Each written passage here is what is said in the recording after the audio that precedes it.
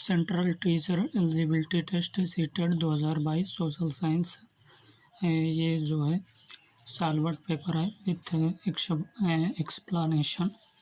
Exam date क्या है? 4 तारीख 2 महीना 2023। चाइल्ड डेवलपमेंट पेडागोजी है CDP। फर्स्ट क्वेश्चन है कि ये child growth and development is influenced by, एक बच्चे की वृद्धि और विकास निम्नलिखित में से कौन से कारकों द्वारा प्रभावित होता है? एक बच्चे की वृद्धि और विकास निम्नलिखित में से कौन से कारकों द्वारा प्रभावित होता है? फर्स्ट है कि पेरेंटिंग स्टाइल्स, परवरिश की शैलियाँ। दूसरा नंबर है जेनेटिक मेकअप, आनुवंशिक ढांचा या संरचना। तीसरा नंबर है स्कूलिंग एक्सपीरियंसेस, विद्यालयी अनुभव। चौथा नंबर है पर्सनल इंटरेस्ट, व्यक्तिगत रुचि। तो एक बच्चे की वृद्धि और विकास निम्नलिखित में से कौन से कारकों द्वारा प्रभावित होता है? तो इसमें से कौन सा सही है? डी सही है। फर्स्ट, सेकंड और थर्ड, फोर्थ चारों सही है कि एक बच्चे की वृद्धि और विकास जो है निम्नलिखित में से कौन से कारकों द्वारा प्रभावित होता है? तो परवरिश की शैलियाँ, आनुवंशिक ढांचा संरचना, जेनेटिक मेकअप और विद्यालयी अनुभव, स्कूलिंग एक्सपीरियंसेस और व्यक्तिगत रुचि है पर्सनल इंटरेस्ट, व्यक्तिगत रुचि। ये सभी द्वारा जो है एक बच्चे की वृद्धि और विकास निम्नलिखित कारकों द्वारा प्रभावित होता है। वृद्धि और विकास जो है आनुवंशिकता या आनुवंशिक संगठन और पर्यावरणीय कारकों सभी अन्योन्य आश्रितों के बीच एक जटिल संतुलन द्वारा विनियमित होते हैं। आनुवंशिकता वृद्धि और विकास की सीमा को निर्धारित करती है जो संभव है, लेकिन पर्यावरण उस स्थिति को निर्धारित करता है जिससे क्षमता हासिल की जाती है। अतः एक बच्चे की वृद्धि और विकास निम्न कारकों द्वारा प्रभावित होता है। फर्स्ट नंबर है परवरिश की शैलियाँ, दूसरा नंबर है आनुवंशिक ढांचा संरचना, तीसरा नंबर विद्यालय अनुभव है और चौथा व्यक्तिगत रुचि है।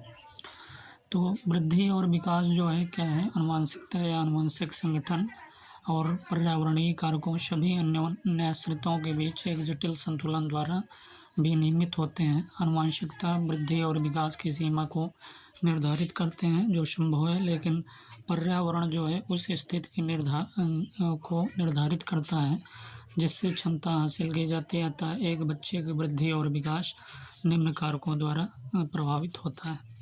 पहला नंबर परवरिश की शैलियाँ, आनुवंशिक ढांचा संरचना और विद्यालयी अनुभव और व्यक्तिगत रुचि।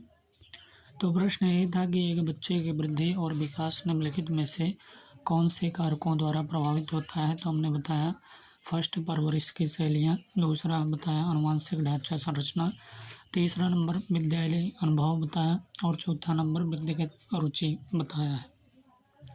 दूसरा नंबर है कि बच्चों में विकासात्मक परिवर्तन।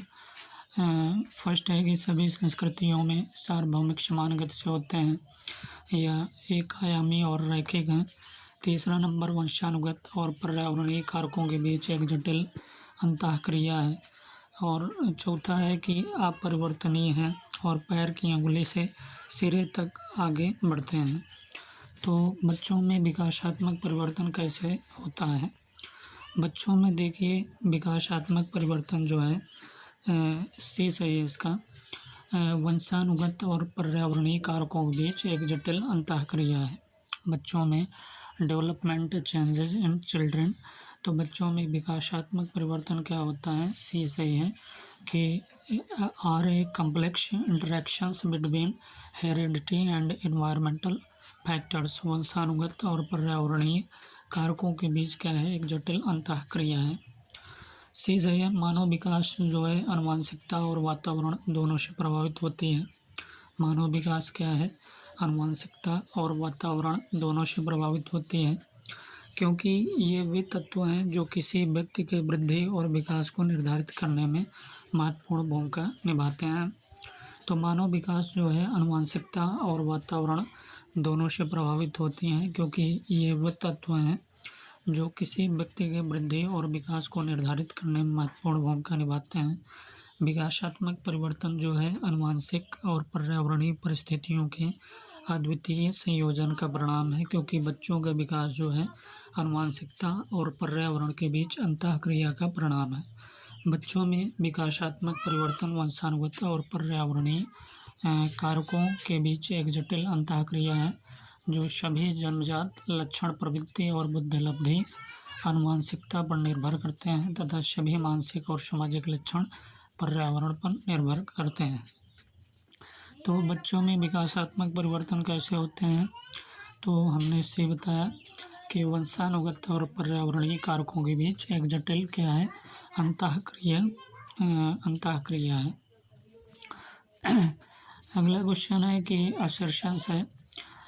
अभिकथन ये है कि सभी संस्कृतियों में बच्चे एक ही उम्र में एक ही तरीके से विकास के चरणों से गुजरते हैं। सभी संस्कृतियों के बच्चे जो हैं एक ही उम्र में एक ही तरीके से विकास के चरणों से गुजरते हैं, क्योंकि बचपन जो है सार्वभौमिक और एक आयामी होता है। बचपन क्या होता है, सार्वभौमिक और एक आयामी होता है। तो इसका सही जवाब क्या है, तो इसका सही जवाब जो है डी है कि ए और आर दोनों गलत है। देखिए, सभी संस्कृतियों में जो है बच्चे एक ही उम्र में एक ही तरीके से विकास के चरणों से गुजरते हैं, ये गलत है। और क्योंकि बचपन सार्वभौमिक और एक आयामी होता है, ये भी गलत है। तो बालक और बाल्यावस्था की सार्वभौमिक धारणा, जो बचपन को सार्वभौमिक स्तर पर परिभाषित करना संभव नहीं है, क्योंकि हर बालक जो है अलग अलग पृष्ठभूमि और संस्कृतियों में अलग अलग क्षमताओं और अक्षमताओं के साथ बढ़ता है। अभिकथन ए, सभी संस्कृतियों में बच्चे एक ही उम्र में एक ही तरीके से विकास के चरणों से गुजरते हैं, यह कथन गलत है, क्योंकि बच्चे भिन्न तरीके से अलग अलग उम्र में विकास के चरणों से गुजरते हैं। तर्क आर, बचपन जो है सार्वभौमिक और एक आयामी नहीं बल्कि बहुआयामी होता है, अतः इस संदर्भ में ए और आर दोनों गलत है। तो अभिकथन प्रश्न यही था कि सभी संस्कृतियों में बच्चे एक ही उम्र एक ही तरीके से विकास के चरणों से गुजरते हैं, क्योंकि तर्क आर क्या है कि बचपन सार्वभौमिक और एक आयामी होता है, तो ये दोनों गलत है। इसमें हमने बताया कि बालक और बाल्यावस्था की सार्वभौमिक धारणा, बचपन को सार्वभौमिक स्तर पर परिभाषित करना संभव नहीं, क्योंकि हर बालक जो है अलग अलग पृष्ठभूमि और संस्कृतियों में अलग अलग क्षमताओं और अक्षमताओं के साथ बढ़ता है। अभिकथन ए है कि सभी संस्कृतियों में बच्चे एक ही उम्र में एक ही तरीके से विकास के चरणों से गुजरते हैं, यह कथन गलत है, क्योंकि बच्चे जो है भिन्न तरीके से अलग अलग उम्र में विकास के चरणों से गुजरते हैं। तर्क आर, बचपन जो है सार्वभौमिक और एक आयामी नहीं बल्कि बहुआयामी होता है, अतः इस संदर्भ में ए और आर दोनों गलत है। चौथा क्वेश्चन है कि अभिकथन ए है कि समाजीकरण स्कूल में ही होता है जब बच्चे स्कूल जाना शुरू करते हैं। अभिकथन socialisations happens only at school once the children begin to go to school. समाजीकरण क्या होता है कि ये स्कूल में ही होता है जब बच्चे स्कूल जाना शुरू करते हैं, क्योंकि स्कूल जो है द्वितीयक समाजीकरण की एकमात्र संस्था है। तो इसमें से कौन सा सही है, ए और आर दोनों गलत हैं। देखिए, समाजीकरण जो है स्कूल में ही होता है जब बच्चे स्कूल जाना शुरू करते हैं, ये गलत है, बल्कि तर्क क्या है कि स्कूल द्वितीयक समाजीकरण की एकमात्र संस्था है, ये भी गलत है। समाजीकरण जो है समाज में विशेष भूमिका निभाने वाले व्यक्तियों के अपेक्षित व्यवहार, मूल्यों, मानदंडों और सामाजिक कौशल को सीखने की चल रही प्रक्रिया को संदर्भित करता है। समाजीकरण क्या करता है, समाजीकरण समाज में विशेष भूमिका निभाने वाले व्यक्तियों के अपेक्षित व्यवहार, मूल्यों, मानदंडों और सामाजिक कौशल को सीखने की चल रही प्रक्रिया को संदर्भित करता है। समाजीकरण के प्रमुख एजेंटों में परिवार और स्कूल शामिल है, लेकिन मीडिया, सहकर्मी समूह, अन्य प्रमुख सामाजिक संस्थान जैसे धर्म हो गया और कानूनी व्यवस्था भी शामिल है। अतः इस संदर्भ में समाजीकरण स्कूल में ही नहीं वरन परिवार, मीडिया व आसपास वातावरण से भी प्राप्त होता है। और द्वितीयक या माध्यमिक समाजीकरण में सिर्फ स्कूल ही नहीं बल्कि पड़ोस, मीडिया, सहकर्मी समूह, समाज के कानून आदि, इस प्रकार ए और आर दोनों गलत हैं। इस प्रकार जो है ए और आर दोनों गलत हैं। कि समाजीकरण जो है स्कूल में ही होता है, जब बच्चे स्कूल जाना शुरू करते हैं, और स्कूल द्वितीयक समाजीकरण की एकमात्र संस्था है। ये दोनों गलत हैं। तो हमने बताया कि समाजीकरण जो है समाज में विशेष भूमिका निभाने वाले व्यक्तियों के अपेक्षित व्यवहार, मूल्यों, मानदंडों और सामाजिक कौशल को सीखने की चल रही प्रक्रिया को संदर्भित करता है। समाजीकरण के प्रमुख एजेंटों में परिवार और स्कूल शामिल है, लेकिन मीडिया, सहकर्मी समूह और अन्य प्रमुख सामाजिक संस्थान जैसे धर्म और कानूनी व्यवस्था भी शामिल है। अतः इस संदर्भ में समाजीकरण स्कूल में ही नहीं वरन परिवार, मीडिया व आसपास वातावरण से भी प्राप्त होता है। और द्वितीयक माध्यमिक समाजीकरण में सिर्फ स्कूल ही नहीं बल्कि पड़ोस, मीडिया, सहकर्मी समूह, समाज के कानून आदि हैं। इस प्रकार ए और आर दोनों गलत हैं। 5वां क्वेश्चन है कि सीमा जो है अपनी मम्मी की आज्ञा के बिना रसोई से मिठाई खाने में डरती है। उसे लगता है कि मम्मी को पता लगने पर उसे सज़ा मिलेगी। कोहलबर्ग के नैतिक सिद्धांतों के अनुसार सीमा किस स्तर पर है? पोस्ट कन्वेंशनल स्टेज, जिसे उत्तर पारंपरिक स्तर कहते हैं। प्री कन्वेंशनल स्टेज, पूर्व पारंपरिक स्तर। फॉर्मल स्टेज, अमूर्त स्तर। या कन्वेंशनल स्टेज, पारंपरिक स्तर। तो सीमा अपनी मम्मी की आज्ञा के बिना रसोई से मिठाई खाने में डरती है। उसे लगता है कि मम्मी को पता लगने पर उसे सज़ा मिलेगी। तो इसका सही जवाब क्या है? पूर्व पारंपरिक स्तर। क्या है? प्री कन्वेंशनल स्टेज है। सीमा अपनी मम्मी की आज्ञा के बिना रसोई से मिठाई खाने में डरती है। उसे लगता है कि मम्मी को पता लगने पर उसे सज़ा मिलेगी। कोहलबर्ग के नैतिक सिद्धांतों के अनुसार सीमा पूर्व पारंपरिक स्तर की प्रारंभिक अवधि में है। यह लगभग 9 वर्ष तक रहता है। इस उम्र में बच्चों के निर्णय मुख्य रूप से वयस्कों की अपेक्षाओं और नियमों को तोड़ने के परिणामों से प्रभावित होते हैं। इस स्तर पर 2 चरण होते हैं। पहला नंबर आज्ञाकारिता और दंड, दूसरा नंबर व्यक्तिवाद और विनिमय होता है। तीसरा व्यक्तिवाद और विनिमय होता है। छठवां क्वेश्चन, ये 5वां क्वेश्चन हो गया। छठवां क्वेश्चन है कि जीन पियाजे के अनुसार according to Jean Piaget cognitive development is facilitated by the process of Jean पियाजे के अनुसार संज्ञानात्मक विकास किस प्रक्रिया द्वारा सुगम होता है? अनुकूलन द्वारा या पुनर्बलन द्वारा, पूर्वाभ्यास द्वारा, कलन विधि द्वारा। तो जीन पियाजे के अनुसार संज्ञानात्मक विकास जो है किस प्रक्रिया द्वारा सुगम होता है? अनुकूलन द्वारा, पुनर्बलन द्वारा, पूर्वाभ्यास या कलन विधि। तो इसका सही जवाब ए है, अनुकूलन द्वारा जो है एडाप्टेशन जिसे कहते हैं। जीन पियाजे के अनुसार संज्ञानात्मक विकास किस प्रक्रिया द्वारा सुगम होता है? तो अनुकूलन द्वारा सुगम होता है। जीन पियाजे के अनुसार संज्ञानात्मक विकास किस प्रक्रिया द्वारा सुगम होता है? तो अनुकूलन द्वारा, एडाप्टेशन से सही है। पियाजे के अनुसार बच्चों में उनके वातावरण के साथ समायोजन की प्रकृति सहज होती है। बच्चे की इस प्रकृति को अनुकूलन, एडाप्टेशंस कहा जाता है। पियाजे के अनुसार बालक अपने प्रारंभिक जीवन से ही अनुकूलन करने लगता है। पियाजे के अनुसार जो है बच्चों में उनके वातावरण के साथ समायोजन की प्रकृति सहज होती है। बच्चों की इस प्रकृति को अनुकूलन, एडाप्टेशंस कहा जाता है। पियाजे के अनुसार बालक अपने प्रारंभिक जीवन से ही अनुकूलन करने लगता है। जब कोई बच्चा माहौल में किसी उद्दीपक परिस्थितियों के सामने होता है तो उस समय उसकी विभिन्न मानसिक क्रियाएं अलग अलग कार्य न करके एक साथ संगठित होकर कार्य करती हैं और ज्ञान अर्जित करती हैं। यही क्रिया जो है हमेशा मानसिक स्तर पर चलती हैं। वातावरण के साथ मनुष्य का जो संबंध होता है उस संबंध को संगठन आंतरिक रूप से प्रभावित करता है, जबकि अनुकूलन बाहरी रूप से। यह कह सकते हैं कि इस प्रकार जीन पियाजे के अनुसार संज्ञानात्मक विकास जो है अनुकूलन प्रक्रिया द्वारा सुगम होता है।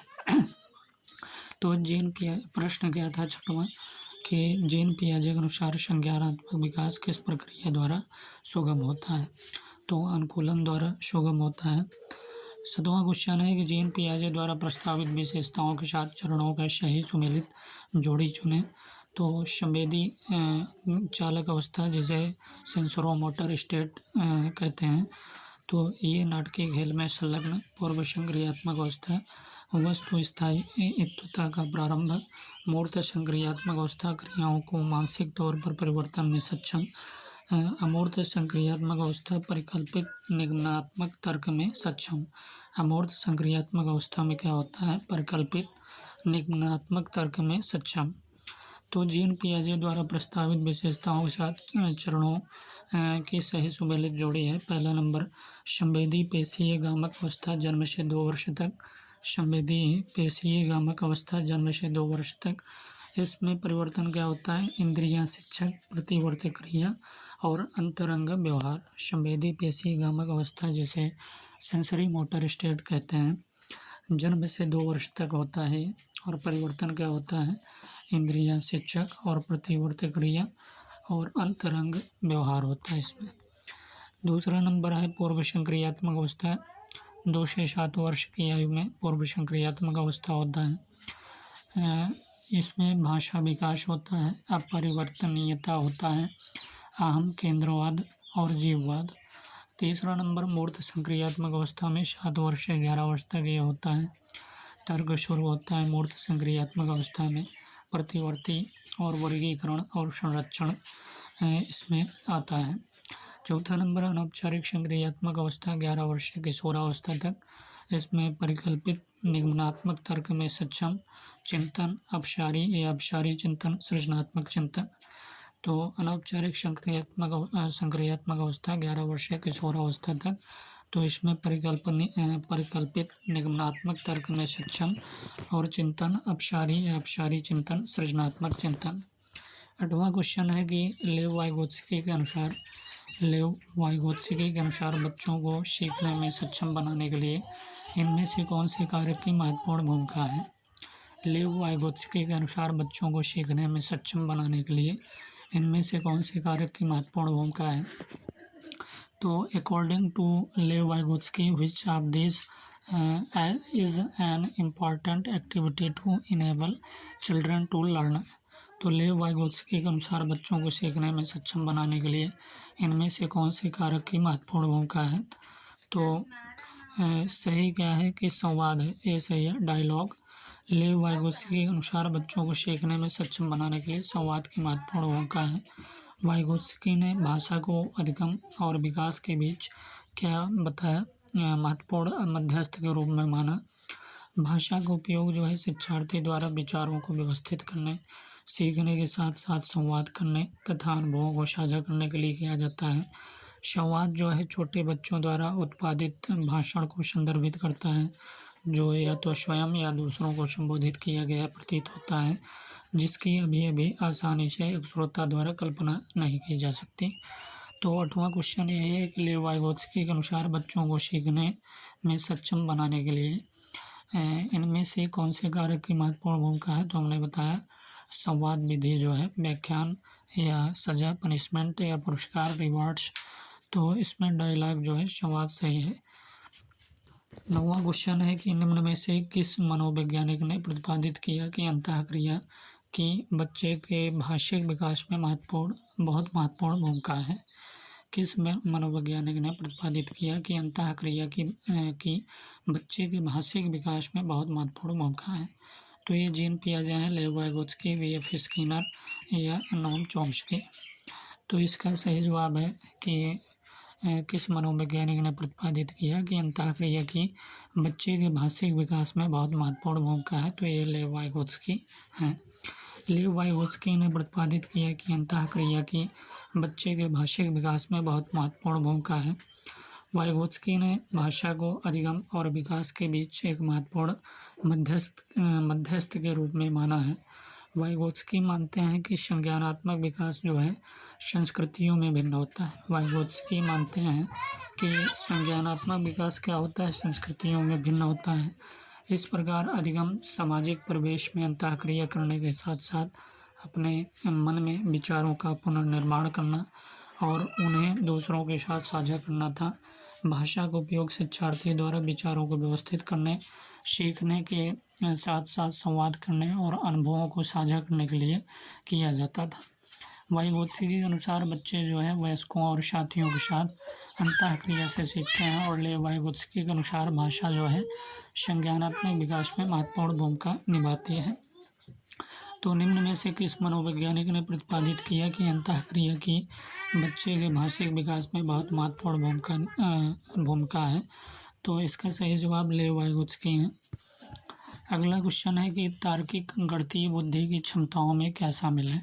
The abilities in logico mathematical intelligence include. तार्किक गणितीय बुद्धि की क्षमताओं में क्या शामिल है? तो पहला नंबर है कि छवियों में हेर फेर, ग्राफिक कौशल और स्थानिक तर्क, कुछ भी जिसमें 2 से अधिक आयाम शामिल होंगे। दूसरा नंबर है कि लय ताल स्वर माधुर्य के प्रति संवेदनशीलता। लय ताल स्वर माधुर्य के प्रति संवेदनशीलता। तीसरा नंबर है कि विशिष्ट पिचों, स्वरों और लय के बीच अंतर करना, जिसे पहचानने में अन्य लोग चूक करते हैं। चौथा नंबर है पूर्व ज्ञान के आधार पर वर्गीकरण करना, पैटर्न पहचानना व विचारों के बीच संबंध बनाना। तो तार्किक गणितीय बुद्धि की क्षमताओं में क्या शामिल है? तो हमने बताया कि पूर्व ज्ञान के आधार पर making connections based on prior knowledge and categorizations, patterning and relationship between ideas. पूर्व ज्ञान के आधार पर वर्गीकरण करना, पैटर्न पहचानना व विचारों के बीच क्या बनाना, संबंध बनाना, ये तार्किक गणितीय बुद्धि की क्षमताओं में शामिल है। तार्किक गणितीय बुद्धि की क्षमताओं में पूर्व ज्ञान के आधार पर वर्गीकरण करना, पैटर्न पहचानना व विचारों के बीच संबंध बनाना शामिल है। हावर्ड गार्डनर के बहुप्रतिभा सिद्धांत के अनुसार प्रतिरूप को खोजन की एवं तर्क की लंबी श्रृंखला को हल करने की क्षमता और संवेदनशीलता तार्किक गणितीय बुद्धि वाले एक व्यक्ति की विशेषताएं हैं। उन्होंने तार्किक रूप से समस्याओं का विश्लेषण करने, गणितीय संचालन और वैज्ञानिक जांच करना, स्वरूपों का पता लगाने की क्षमता, तर्क की लंबी श्रृंखला को संभालने की क्षमता को बताया है। 11वां क्वेश्चन है, अभिकथन ये है कि किशोरों की जेंडर भूमिकाओं व रूढ़िवादियों के प्रति दृष्टिकोण और मूल्यों को निर्धारित करने में विज्ञापन और फिल्में एक बड़ा प्रभाव डालती हैं।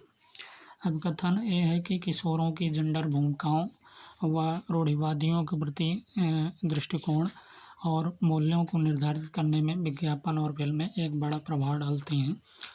क्योंकि तर्क क्या है, आर क्या है, मीडिया जो है समाजीकरण की एक शक्तिशाली प्राथमिक संस्था है।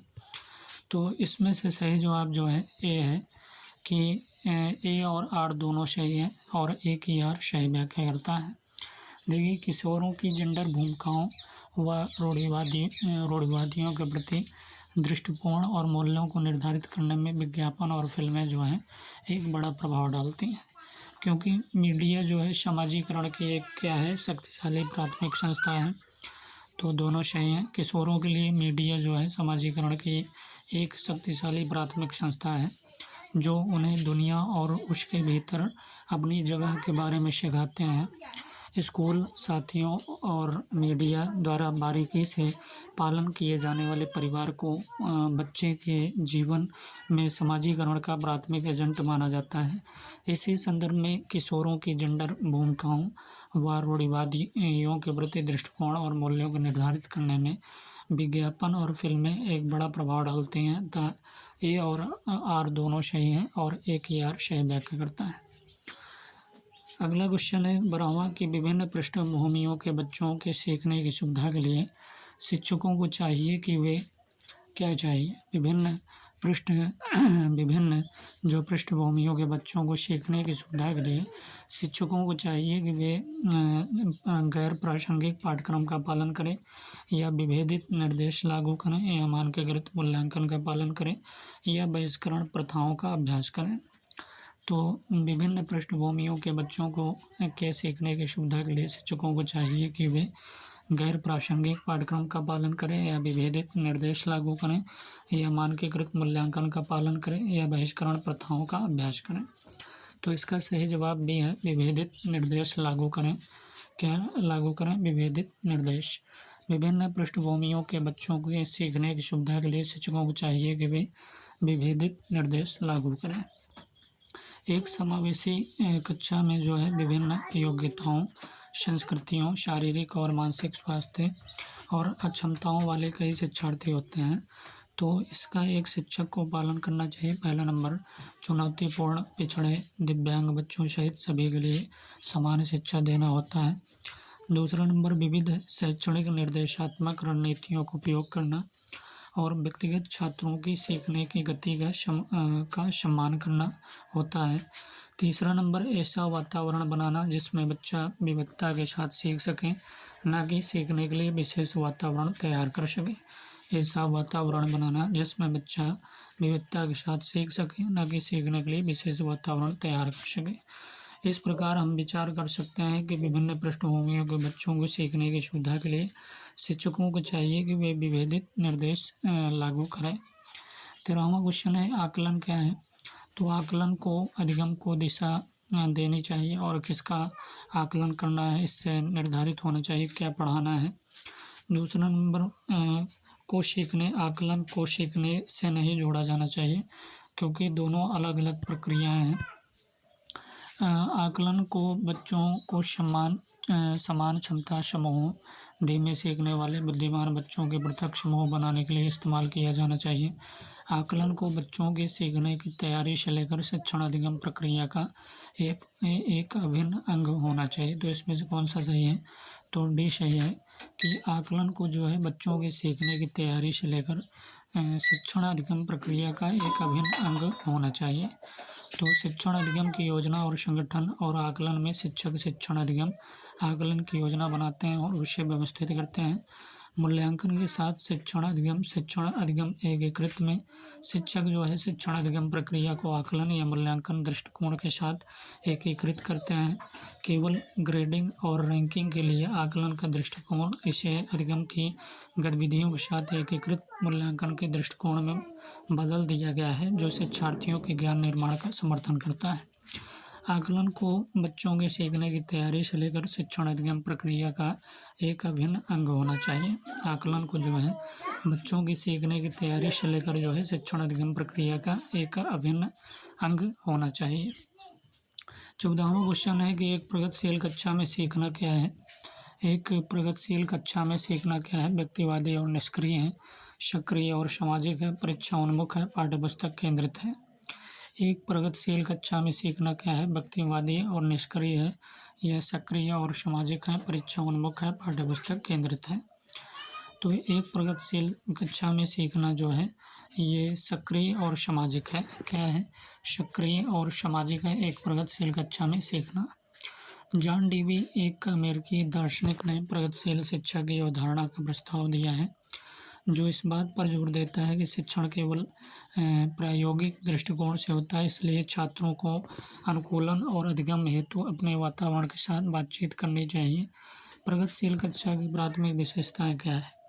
पहला नंबर है कि एक प्रगतिशील कक्षा में अधिगम एक सामाजिक और सक्रिय प्रक्रिया है, क्योंकि प्रगतिशील शिक्षा इस बात पर जोर देती है कि ज्ञान जो है प्रत्यक्ष अनुभवों और शिक्षकों और साथियों की सक्रिय एवं सहयोग से उत्पन्न होता है और यह इस विश्वास पर आधारित है कि शिक्षा को मुख्य रूप से बच्चों की ज़रूरतों को पूरा करना चाहिए और ज्ञान और याद रखने के बजाय समझ, क्रिया और अनुभव पर ध्यान देना चाहिए।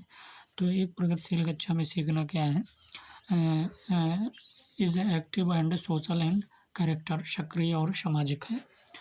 तो हमने बताया कि जॉन डीवी, एक अमेरिकी दार्शनिक, ने प्रगतिशील शिक्षा की अवधारणा का प्रस्ताव दिया है, जो इस बात पर जोर देता है कि शिक्षण केवल प्रायोगिक दृष्टिकोण से होता है, इसलिए छात्रों को अनुकूलन और अधिगम हेतु अपने वातावरण के साथ बातचीत करनी चाहिए। प्रगतिशील कक्षा की प्राथमिक विशेषताएं हैं। पहला नंबर, एक प्रगतिशील कक्षा में अधिगम एक सामाजिक और सक्रिय प्रक्रिया है, क्योंकि प्रगतिशील शिक्षा इस बात पर जोर देती है कि ज्ञान जो है प्रत्यक्ष अनुभवों और शिक्षकों और साथियों की सक्रिय एवं सहयोग से उत्पन्न होता है। अगला है कि यह इस विश्वास पर आधारित है कि शिक्षा को मुख्य रूप से बच्चों की ज़रूरतों को पूरा करना चाहिए और ज्ञान और याद रखने के बजाय समझ, क्रिया और अनुभव पर ध्यान देना चाहिए। 15 क्वेश्चन है। अब कथन ये है कि शिक्षकों को बच्चों के मूल्यांकन के लिए मानकीकृत पाठ्यक्रम और प्रक्रियाओं का पालन करना चाहिए।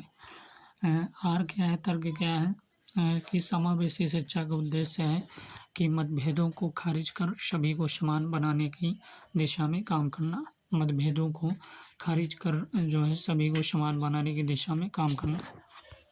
तो अब कथन यह है कि शिक्षकों को बच्चों के मूल्यांकन के लिए मानकीकृत पाठ्यक्रम और प्रक्रियाओं का पालन करना चाहिए, क्योंकि तर्क आ रहा है कि समावेशी शिक्षा का उद्देश्य जो है मतभेदों को खारिज कर सभी को समान बनाने की दिशा में काम करना। तो इसका सही जवाब क्या है? ए और आर दोनों गलत हैं। सभी छात्रों का वातावरण जो है अलग होता है और वे भिन्न भिन्न वातावरण और संस्कृतियों में भी विकसित होते हैं। इस प्रकार उनकी समझ भी भिन्न होती है। शिक्षकों को बच्चों के मूल्यांकन के लिए मानकीकृत पाठ्यक्रम और प्रक्रियाओं का पालन करना चाहिए। यह कथन गलत है, क्योंकि एक कक्षा में अधिगमकर्ता अलग अलग गति से अधिगम करते हैं और एक शिक्षक के रूप में आमने सामने कक्षा में सभी के अधिगम की आवश्यकताओं को पूरा करना लगभग असंभव है। लेकिन कक्षा में इस अवधारणाओं की समझ हमें विविध अधिगम की आवश्यकताओं को समायोजित करने में मदद करेगी। अतः इस संदर्भ में समावेशी शिक्षा का उद्देश्य है कि मतभेदों को खारिज कर सभी को समान बनाना गलत है, क्योंकि प्रत्येक बच्चा अद्वितीय होता है और उसके भिन्न अधिगम की शैली और अधिगम की गति होती है। अतः ए और आर दोनों गलत है। 16 क्वेश्चन है कि when children with special needs are admitted in an inclusive classroom which of the following is correct in such situations. जब विशिष्ट आवश्यकता वाले बच्चे एक समावेशी कक्षा में प्रवेश लेते हैं तो निम्न में से कौन सा कथन सही है? पहला नंबर, विशिष्ट बच्चों का सामान्य बच्चों के साथ सीखना जो है अवास्तविक है। सेकंड है कि विशिष्ट आवश्यकता वाले बच्चे सीखने के लिए अभिप्रेरित नहीं होते।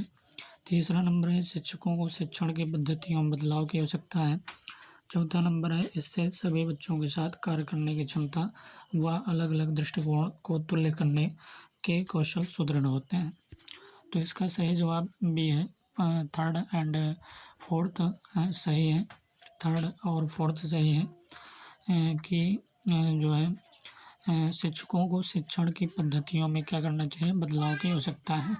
Teachers need to change approach of teaching. और फोर्थ क्या है? इससे सभी बच्चों के साथ कार्य करने की क्षमता व अलग अलग दृष्टिकोण को तुल्य करने के कौशल सुदृढ़ होते हैं। It strengthens the ability of all children to work together, understand and value different points of view। तो इसमें क्या बताया गया कि समावेशी शिक्षा जो है विशिष्ट आवश्यकता वाले बालकों की सामान्य बालकों से अलग शिक्षा देने के विरोधी है। शिक्षा का समावेशीकरण यह बताता है कि विशेष शैक्षणिक आवश्यकताओं की पूर्ति के लिए एक सामान्य छात्र और एक दिव्यांग को समान शिक्षा प्राप्ति करने के अवसर मिलने चाहिए। जब विशिष्ट आवश्यकता वाले बच्चे एक समावेशी कक्षा में प्रवेश लेते हैं तो पहला नंबर है, शिक्षकों को शिक्षण की पद्धतियों में बदलाव की आवश्यकता है। दूसरा नंबर, इससे जो है सभी बच्चों के साथ कार्य करने की क्षमता व अलग अलग दृष्टिकोण को तुल्य करने के कौशल सुदृढ़ होते हैं। तो हमने बताया कि विशिष्ट आवश्यकता वाले बच्चे एक समावेशी कक्षा में प्रवेश लेते हैं तो निम्न में से कौन सा कथन सही है? तो हमने सही बताया कि शिक्षकों को शिक्षण की पद्धतियों में बदलाव की आवश्यकता है और इससे सभी बच्चों के साथ कार्य करने की क्षमता व अलग अलग दृष्टिकोण को तुल्य करने के कौशल सुदृढ़ होते हैं। 17 क्वेश्चन है, when dealing with gifted learners out of the box thinking is used to denote. प्रतिभाशाली अधिगमकर्ताओं के संदर्भ में लीक से हटकर सोचने का इस्तेमाल किसके लिए किया जाता है? निम्न स्तर की सोच, अभिसारी सोच या अनम्य सोच या अपसारी सोच। तो प्रतिभाशाली अधिगमकर्ताओं के संदर्भ में लीक से हटकर सोचने का इस्तेमाल किसके लिए किया जाता है? तो अपसारी सोच, जिसे डाइवर्जेंट थिंकिंग कहते हैं, अपसारी सोच डी सही है। प्रतिभाशाली अधिगमकर्ताओं के संदर्भ में लीक से हटकर सोचने का इस्तेमाल जो है अपसारी सोच के लिए किया जाता है। प्रतिभाशाली शिक्षार्थी स्वाभाविक रूप से एक विशिष्ट क्षेत्र के सामान्य मानसिक क्षमता या प्रतिभा के उच्च स्तर के धनी होते हैं और ज्ञान भी प्राप्त करते हैं। वे समान आयु, अनुभव और पर्यावरण के अन्य लोगों की तुलना में उच्च स्तर पर प्रदर्शन करने की क्षमता रखते हैं। इसके अलावा उनके पास जो है अपसारी चिंतन होता है। अपसारी चिंतन वाले शिक्षार्थी संवेदनशील होते हैं और विभिन्न दृष्टिकोणों से चीज़ों को देखने में सक्षम होते हैं। 18वां क्वेश्चन है कि what does inclusion in education imply. शिक्षा में समावेश का क्या अर्थ है? तो विशेष विद्यालयों में विकलांगों की शिक्षा का प्रबंध, सभी बच्चों को गुणवत्तापूर्ण शिक्षा का प्रावधान, प्रतिभाशाली बच्चों को विशेष विद्यालयों में नियोजन या समावेशी व्यवस्था में विशेष बच्चों के लिए अलग अलग वर्गों का प्रावधान। तो शिक्षा में समावेश का क्या अर्थ है? What does inclusion in education imply? शिक्षा में समावेश का क्या अर्थ है? तो हमने बताया कि सभी बच्चों को गुणवत्तापूर्ण शिक्षा का प्रावधान, provisioning of equal quality education to all children. तो सभी बच्चों को गुणवत्तापूर्ण शिक्षा का प्रावधान। शिक्षा में समावेश का अर्थ है कि सभी बच्चों को गुणवत्तापूर्ण शिक्षा का प्रावधान करना। समावेशी शिक्षा का अर्थ प्रभावी कक्षाओं का निर्माण करना है, जहां सभी बच्चों की शैक्षिक आवश्यकताओं को संबोधित किया जाता है, चाहे उनकी क्षमता या अक्षमता कुछ भी हो। इसका तात्पर्य है कि सभी शिक्षार्थी, युवा, सामान्य या विकलांग सामान्य प्री स्कूल प्रावधानों, स्कूलों और सामुदायिक शैक्षिक व्यवस्था तक पहुंच के माध्यम से समर्थन सेवाओं के उपयुक्त तंत्र के साथ एक ही साथ सीखने में क्या है, सक्षम है। और इस क्वेश्चन है कि dyslexia is associated mainly with difficulties in पठन वैकल्यमुक्ता किसमें चुनौतियों से संबंधित है? सुनने में या पढ़ने में या बोलने में या बोलने व सुनने में? तो इसका सही जवाब बी है, पढ़ने में, रीडिंग में जो है dyslexia is associated mainly with difficulties in. तो पठन वैकल्य डिसलेक्सिया एक ऐसी स्थिति है जिसमें बच्चे या छात्र को बार बार विकल्प छोड़ने या अक्षरों और शब्दों को उलटने के कारण पाठ को पढ़ने और लंबे अंशों को समझने में लगातार चुनौतियों का सामना करना पड़ता है। जब उन्हें पढ़ने में कठिनाई का सामना करना पड़ता है तो वे शब्दों का सही वर्तनी नहीं कर पाते हैं और उन्हें सही ढंग से लिखने में भी असमर्थ होते हैं। अतः इस संदर्भ में हम कह सकते हैं कि पठन वैकल्य मुख्यतः पढ़ने की चुनौतियों से संबंधित है। तो पठन वैकल्य जो है मुख्यतः किसमें चुनौतियों से संबंधित है? तो हमने बताया रीडिंग में, पढ़ने में। पठन वैकल्य क्या होता है? डिसलेक्सिया एक ऐसी स्थिति है जिसमें बच्चे छात्र को बार बार विकल्प छोड़ने या अक्षरों और शब्दों को उलटने के कारण बच्चों कठिनाई का सामना करना, वह शब्दों की सही वर्तनी उलटने के कारण लगातार चुनौतियों का सामना करते हैं जब उन्हें पढ़ने में कठिनाई का सामना करना पड़ता है। तो वे शब्दों की सही वर्तनी नहीं कर पाते और उन्हें सही ढंग से लिखने में भी असमर्थ होते हैं। तो इस संदर्भ में हम कह सकते हैं कि पठन वैकल्य जो है मुख्यतः पढ़ने की चुनौतियों से संबंधित है। 20वां क्वेश्चन है कि which of the following do not characterise inclusive classroom? निम्नलिखित में से कौन समावेशी कक्षाओं की विशेषता नहीं है? तो सकारात्मक अधिगम, दूसरा number universal design for learning, सीखने के लिए सार्वभौमिक डिज़ाइन, तीसरा नंबर है उपयुक्त समायोजन और चौथा नंबर है मानकीकृत निर्देश। तो निम्नलिखित में से कौन समावेशी कक्षाओं की विशेषता नहीं? तो मानकीकृत निर्देश जो है ये समावेशी कक्षाओं की विशेषता नहीं है, बल्कि सकारात्मक अधिगम, कोऑपरेटिव लर्निंग और यूनिवर्सल डिज़ाइन फॉर लर्निंग, सीखने के लिए सार्वभौमिक डिज़ाइन और रीजनेबल एकोमोडेशंस, उपयुक्त समायोजन, ये सभी जो हैं समावेशी कक्षाओं की विशेषता हैं। तो समावेशी शिक्षा जो है सभी वर्गों के लिए नियमित कक्षाओं में विशेष आवश्यकताओं वाले छात्रों को क्षितिज करने के अभ्यास को संदर्भित करती है। एक समावेशी कक्षा में एक विविध पृष्ठभूमि, विविध कौशल, विविध क्षमताओं और चुनौतियों वाले छात्रों को एक ही कक्षा में रखा जाता है। सकारात्मक अधिगम, सीखने के लिए सार्वभौमिक डिज़ाइन एवं उपयुक्त समायोजन समावेशी कक्षाओं की विशेषता के अंतर्गत आते हैं, जबकि मानकीकृत निर्देश जो है समावेशी कक्षाओं की विशेषता नहीं है। 21 क्वेश्चन है in middle schools teachers should, माध्यमिक स्कूलों में शिक्षकों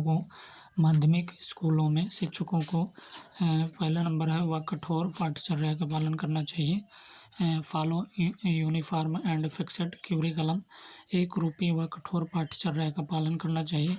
या बी है कि मानकीकृत आकलन का पालन करना चाहिए। सी है कि प्रश्न पूछने को हतोत्साहित करना चाहिए। या सीखना कि कैसे सीखते हैं को प्रोत्साहित करना चाहिए। माध्यमिक स्कूल में शिक्षकों को क्या करना चाहिए? तो सीखना कि कैसे सीखते हैं कि प्रोत्साहन करना चाहिए। Encourage learning how to learn, माध्यमिक स्कूलों में शिक्षकों को सीखना कि कैसे सीखते हैं को प्रोत्साहित करना चाहिए। एनईपी 2020 के अनुसार यह सीखना कि कैसे सीखना है और मानकीकरण से लचीलापन, स्टैंडर्डाइजेशंस टू फ्लेक्सिबिलिटी की ओर बदलाव का प्रस्ताव रखते हैं। हर बच्चे की विशिष्ट क्षमताओं या रचनात्मकता, तार्किक सोच, नवाचार और समालोचनात्मक चिंतन, क्रिटिकल थिंकिंग की पहचान करना और उनके समग्र विकास के लिए प्रयत्न करना। एनईपी 2020 के अनुसार लर्निंग अधिगम प्रयोगात्मक,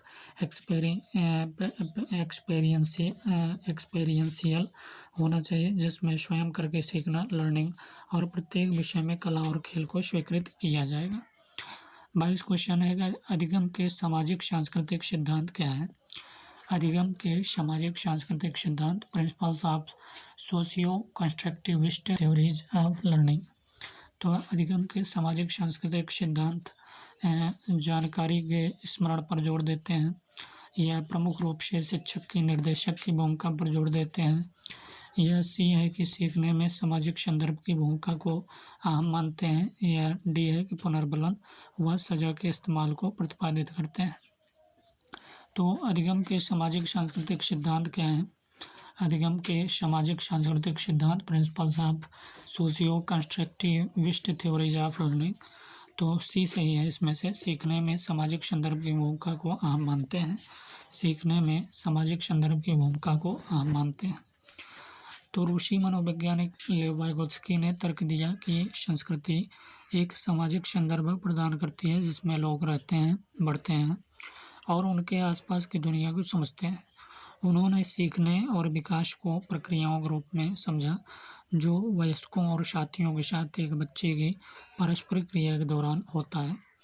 अधिगम के सामाजिक सांस्कृतिक सिद्धांत जो है सीखने में सामाजिक संदर्भ की भूमिका को अहम मानते हैं।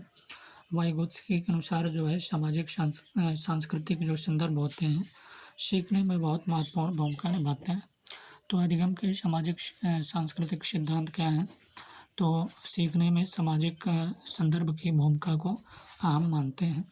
23 क्वेश्चन है कि पियाजे और वाइगोत्स्की के अनुसार सीखना किस प्रकार होता है।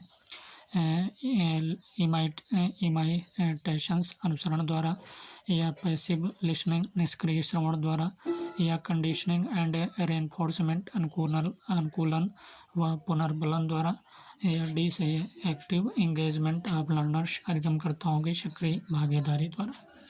तो पियाजे और वाइगोत्स्की के अनुसार सीखना किस प्रकार होता है। तो डी सही है इसका, अधिगमकर्ताओं की सक्रिय भागीदारी द्वारा। जीन पियाजे और वाइगोत्स्की ने अधिगम की समझ को एक निष्क्रिय प्रक्रिया में एक सक्रिय प्रक्रिया में स्थानांतरित कर दिया है, क्योंकि संरचनावाद यह मानता है कि अधिगमकर्ताओं द्वारा अपने वर्तमान ज्ञान और वातावरण के साथ अंतःक्रिया के उत्तर में ज्ञान जो है सक्रिय रूप से उत्पादित किया जाता है। इसका तात्पर्य है कि शिक्षक जो है ज्ञान का वितरण नहीं करता है, परंतु छात्रों को इसके निर्माण के अवसर और प्रोत्साहन प्रदान करता है। ज्ञान क्या है, एक सक्रिय अर्थ निर्माण प्रक्रिया है जिसमें अधिगमकर्ता जो है अपने स्वयं के अर्थ का निर्माण करते हैं। As a teacher, how would you facilitate problem solving abilities in your student. एक शिक्षक के रूप में आप अपने विद्यार्थियों में समस्या समाधान क्षमताओं को कैसे सुगम बनाएंगे। कह रहा है कि एक शिक्षक के रूप में आप अपने विद्यार्थियों में समस्या समाधान क्षमताओं को कैसे सुगम बनाएंगे। भय उत्पन्न करके या तनाव उत्पन्न करके, या सामग्री को निष्क्रिय और बार बार याद करने को प्रोत्साहित करके, या विचार मंथन को प्रोत्साहित करके, और उपमाओं और अनुमानों जैसे रणनीतियों के उपयोग को प्रोत्साहित करके। तो एक शिक्षक के रूप में आप अपने विद्यार्थियों में समस्या समाधान क्षमताओं को कैसे सुगम बनाएंगे। तो इसका सही जवाब डी है कि विचार मंथन को प्रोत्साहित करके और उपमाओं और अनुमानों जैसे रणनीतियों के उपयोग को प्रोत्साहित करके जो है एक शिक्षक के रूप में आप अपने विद्यार्थियों में समस्या समाधान क्षमताओं को सुगम बनाएंगे। तो एक शिक्षक के रूप में बच्चों को जीवन में सफल होने में मदद करने के लिए समस्या समाधान को सुविधाजनक बनाना जो है आवश्यक है। ऐसा करने के लिए एक शिक्षक को विद्यार्थियों को चीज़ों का विश्लेषण करने की आदत विकसित करने के लिए प्रोत्साहित करना चाहिए। एक शिक्षक के रूप में विचार मंथन को प्रोत्साहित करके और उपमाओं और अनुमानों जैसे रणनीतियों के उपयोग को प्रोत्साहित करके सुगम बनाएंगे। किसी समस्या को हल करने का अर्थ समस्या उत्पन्न करने वाले स्रोतों को समाप्त करना है, और यह केवल समस्या के प्रत्येक संभावित मूल कारण का विश्लेषण करके और फिर समस्या के स्रोत को समाप्त करके यह समस्या के स्रोत पर नियमित जांच को लागू करके समाधान का निष्कर्ष निकाला जा सकता है, ताकि समस्या नियंत्रण से बाहर ना हो। तो प्रश्न यही है 24 के एक शिक्षक के रूप में आप अपने विद्यार्थियों में समस्या समाधान क्षमताओं को कैसे सुगम बनाएंगे। तो हमने डी सही जवाब बताया कि विचार मंथन को प्रोत्साहित करके और उपमाओं और अनुमानों जैसे रणनीतियों के उपयोग को प्रोत्साहित करके। 25 क्वेश्चन है कि जब विद्यार्थी की भावना का अनुभव करते हैं तब उनके सीखने पर सकारात्मक प्रभाव पड़ने की संभावना है। तनाव, शर्म, हीनता, संतुष्टि। तो जब विद्यार्थी की भावना का अनुभव करते हैं तब उनके सीखने पर सकारात्मक प्रभाव पड़ने की संभावना है। तो इसका सही जवाब जो है संतुष्टि है। जब विद्यार्थी संतुष्टि की भावना का अनुभव करते हैं तब उनके सीखने पर सकारात्मक प्रभाव पड़ने की संभावना है। संतुष्टि से तात्पर्य है एक सुखद एहसास जो आपको तब मिलता है जब आप कुछ ऐसा प्राप्त करते हैं जो आप चाहते थे, या जब आप कुछ ऐसा करते हैं जो आप चाहते थे। तो जब विद्यार्थी की भावना का अनुभव करते हैं तब उनके सीखने पर सकारात्मक प्रभाव पड़ने की संभावना क्या है। तो टेंशन है, तनाव है, या सेम है, शर्म है, या ह्यूमिलिएशंस है, हीनता है, या सेटिस्फैक्शंस है, संतुष्टि है। तो संतुष्टि है।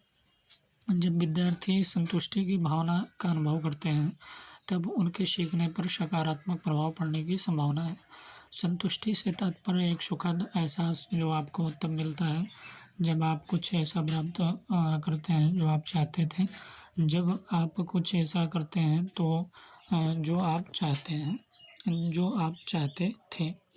26 क्वेश्चन है कि अपने पूर्व ज्ञान के आधार पर बच्चों के सहज अनुमान लगाने को क्या किया जाना चाहिए। हतोत्साहित किया जाना चाहिए, सुसाधित किया जाना चाहिए, खारिज किया जाना चाहिए, या दंडित किया जाना चाहिए। तो अपने पूर्व ज्ञान के आधार पर बच्चों के सहज अनुमान लगाने को क्या किया जाना चाहिए। तो इसका सही जवाब भी है सुसाधित, मतलब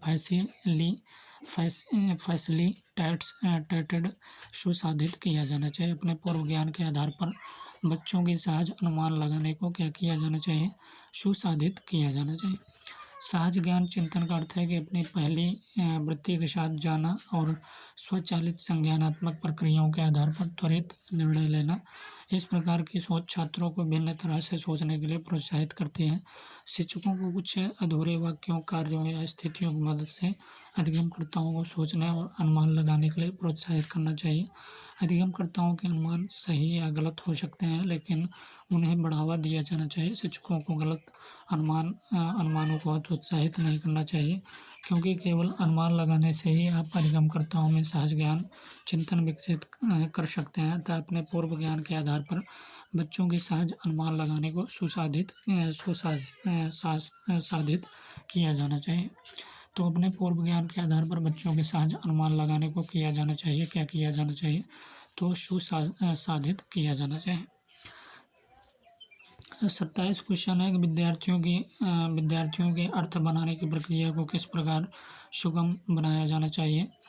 तो बारंबार अभ्यास पर जोर देकर, बाई एम्फेसिसिंग रिपीटेड प्रैक्टिस, या बाई पैसिव इमिटेशंस, निष्क्रिय अनुकरण द्वारा, या सी है कि भौतिक पुरस्कार देकर, खोज व अन्वेषण द्वारा। डी सही है। तो विद्यार्थियों की अर्थ, इसका डी सही है कि खोज व अन्वेषण द्वारा जो है क्या करना चाहिए, विद्यार्थियों की अर्थ बनाने की प्रक्रिया को सुगम बनाया जाना चाहिए। तो विद्यार्थियों के अर्थ बनाने की प्रक्रिया को खोज व अन्वेषण द्वारा सुगम बनाया जाना चाहिए। अन्वेषण विधि में छात्रों कम से कम बताकर उन्हें स्वयं अधिक से अधिक खोज कर सत्य को पहचानने पर बल दिया जाता है। अन्वेषण आधारित शिक्षा एक सक्रिय शिक्षण दृष्टिकोण है जो बच्चों का जिज्ञासा और पूछताछ के माध्यम से सीखने में मदद करता है। 28 क्वेश्चन है कि समस्या समाधान की प्रभावशाली रणनीति कौन सी नहीं है। तो प्रकार्यात्मक आबद्धता, पश्चिमगामी कार्यकारी युक्ति या स्वानुभाविक या कलन विधि। तो समस्या समाधान की प्रभावशाली रणनीति कौन सी नहीं है इनमें से। तो इनमें से जो है प्रकार्यात्मक आबद्धता जो है ये समस्या समाधान की प्रभावशाली रणनीति नहीं है। फंक्शनल फिक्शननेस जो है प्रकार्यात्मक आबद्धता जो है समस्या समाधान की प्रभावशाली रणनीति नहीं है, बल्कि पश्चिमगामी कार्यकारी युक्ति है, वर्किंग बैकवर्ड्स है, और ह्यूरिस्टिक्स स्वानुभाविक है, और कलन विधि एल्गोरिथम्स है। तो प्रकार्यात्मक आबद्धता समाधान की प्रभावशाली रणनीति नहीं। एक प्रभावी समस्या समाधान रणनीति एक कार्य योजना है जिसका उपयोग समस्या खोजने के लिए किया जाता है। विभिन्न रणनीतियों में उनके साथ अलग अलग कार्य योजनाएं हैं। उदाहरण के लिए एक प्रसिद्ध रणनीति परीक्षण, पश्चिमगामी कार्यकारी युक्ति, स्वानुभाविक कलन विधि और त्रुटि सिद्धांत है। यह एक पूर्व निर्धारित लक्ष्य तक ले जाते हैं। 29 क्वेश्चन है इन सोशियो कंस्ट्रक्टिविस्ट क्लासरूम लर्निंग। एक सामाजिक रचनावादी कक्षा में सीखना या सीखने क्या है। तो निष्क्रिय रूप से होता है, का स्वरूप सामाजिक होता है, या पाठ्य पुस्तक केंद्रित होता है, या परीक्षा केंद्रित होता है। तो एक सामाजिक रचनावादी कक्षा में सीखना या सीखने क्या होता है। तो बी सही है। एक सामाजिक रचनावादी कक्षा में रटकर सीखने, बी सही है कि का स्वरूप जो है सामाजिक होता है। एक सामाजिक रचनावादी कक्षा में सीखना या सीखने का स्वरूप क्या होता है, सामाजिक होता है। Has a social character. एक सामाजिक रचनावादी कक्षा में रटकर सीखने, याद रखने, याद करने के आधार पर अधिगम और दोहराव की अनुमति नहीं है। एक सामाजिक रचनावादी कक्षा में सीखना या सीखने का स्वरूप सामाजिक होता है। छात्रों को अपने स्वयं के अधिगम की जिम्मेदारी लेने के लिए प्रोत्साहित करना चाहिए, और इसमें उनका अपने चिंतन और अधिगम की प्रक्रियाओं को प्रतिबिंबित करना और भी शामिल होता है। यह शिक्षार्थियों को सामाजिक अंतःक्रिया के माध्यम से अर्थ का निर्माता और ज्ञान के निर्माता के रूप में देखती हैं। 30वां क्वेश्चन है कि निम्न में से कौन सा कारक जो है बच्चों की विफलता के लिए जिम्मेदार है। निम्न में से कौन सा कारक जो है बच्चों की विफलता के लिए जिम्मेदार है। व्यक्तिगत पाठचर्या, संदर्भित पाठचर्या, सक्रिय पाठचर्या का मानकीकरण। तो निम्न में से कौन सा कारक जो है बच्चों की विफलता के लिए जिम्मेदार है। तो व्यक्तिगत पाठचर्या, संदर्भित पाठचर्या, सक्रिय पाठचर्या का मानकीकरण। तो 30 का डी सही है कि पाठचर्या का मानकीकरण स्टैंडर्डाइजेशंस ऑफ क्यूरिकुलम, पाठचर्या का मानकीकरण। तो असफलता एक वांछित उद्देश्य को पूरा न करने की अवस्था या स्थिति है। असफलता क्या है, एक वांछित उद्देश्य को पूरा न करने की अवस्था या स्थिति है, और इसे सफलता के विपरीत के रूप में देखा जा सकता है। छात्रों की असफलता के कई संज्ञानात्मक, शारीरिक और बौद्धिक, शैक्षिक, भावनात्मक और सांस्कृतिक कारण हैं। मानकीकृत पाठचर्या के विद्यार्थियों को उनकी आवश्यकता के अनुसार अधिक सहायता प्रदान नहीं कर सकती। शिक्षकों को चाहिए कि वे विद्यार्थियों की आवश्यकताओं के अनुसार प्रासंगिक पाठचर्या अपनाएं और कक्षा में प्रत्येक समूह के लिए शिक्षा शास्त्र केंद्रित दृष्टिकोण का उपयोग करें। तो निम्न में से कौन सा कारक जो है बच्चों की विफलता के लिए जिम्मेदार है। तो हमने बताया डी सही है कि मानकीकृत जो है पाठचर्या। कौन सा सही है, तो डी सही है कि मानकीकृत जो है पाठचर्या का मानकीकरण।